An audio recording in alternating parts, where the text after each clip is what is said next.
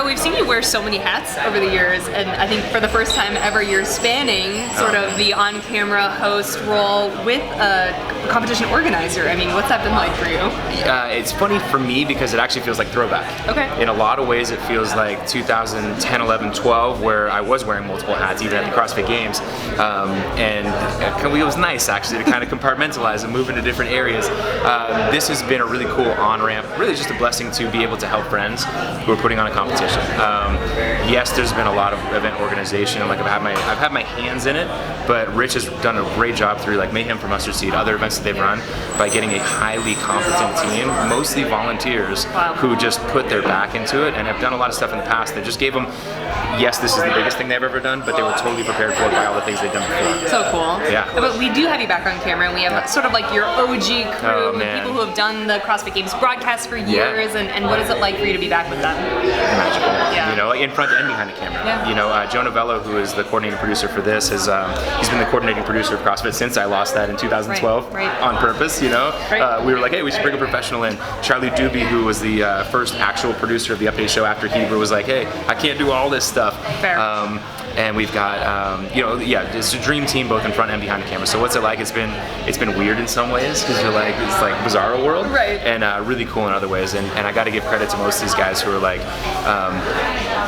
not doing it for free, but they're like, hey, listen, this year, like, let's all get in, and the band's gonna get back together, and because these events are hard to run. Yeah. You know, it was a really eye-opening experience for me. Last year I did a lot of freelance stuff. It was like I went to Shanghai, went to Iceland, and I was only on that side. I was just kind of a contract killer, came in, did my job, and left. So to see really what it takes for a smaller event that has to pay some big bills, get some big people in there, and decide make some really hard decisions. It's been really a blessing also to have that team together. I mean, you have had quite the journey, especially over the last year, 2 years, given everything that's happened with CrossFit HQ and media, and you know all the roles that you've filled. You're here, you've been freelancing. I've seen you do work with Noble. Like, what is the most handsome man in CrossFit up to these days in terms of media and work like that? I am really, really happy to say that Noble, we formed a fantastic relationship last year, and I am coming on full time with them. Or I have come on full time with them already.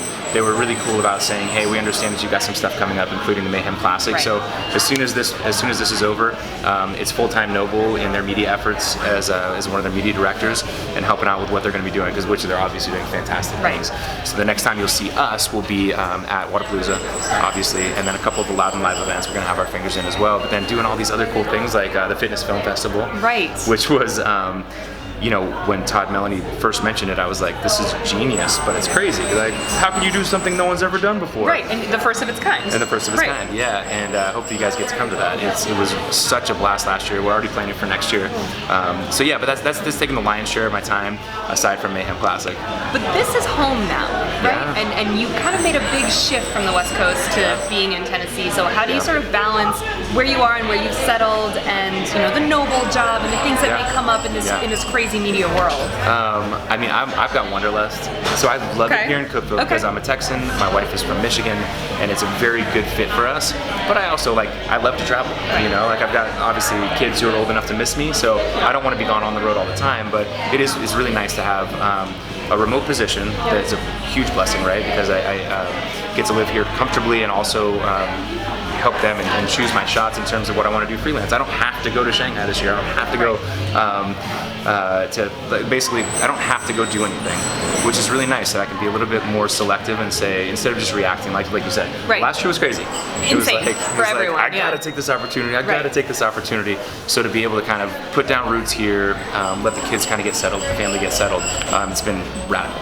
Learnings from this whole experience that you're going to take forward? I mean, it's not quite over yet, but you definitely have been through a lot already in the last couple days. Days of the year. Oh, yeah, I mean, it's a huge effort, right? Undertaking to plan the whole thing. Okay, yeah, so for the event specifically, I didn't know if you were asking about the last year. I guess that's a different set of learnings. The teaching from those, I'm like, hold on, how long I know, right? Learnings from the year.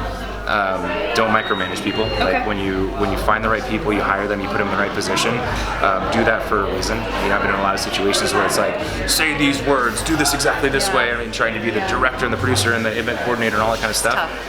I would have gone crazy this weekend, right? We had flooding in the athlete tent. We had, internet problems with the broadcast. Like if you're trying to do that and micromanage. Like, if Sean Woodland's my play-by-play producer or my play-by-play announcer, he doesn't need me to tell him what to say. You let him roll. Put the right people in the right place, and like I said, that's in front of the camera, behind the camera, volunteer organizers, event coordinators, all that kind of stuff.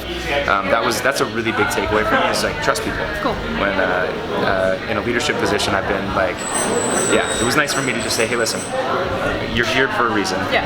Go do your job. Go do your job. Cool. Yeah. Well, good luck with everything. Thank you. Yeah. Thank you. We're glad you guys are here, man. It's and takeaways, was it good? It was awesome. Good. We've had a blast. Good. Cool. Well, I hope this is the first of many, right? Like, obviously, we're going to do another Mayhem Classic, but I feel like this is a fantastic springboard for fans and spectators alike to kind of like just a start. It's just a start. Oh, Thank you. thanks, Ro.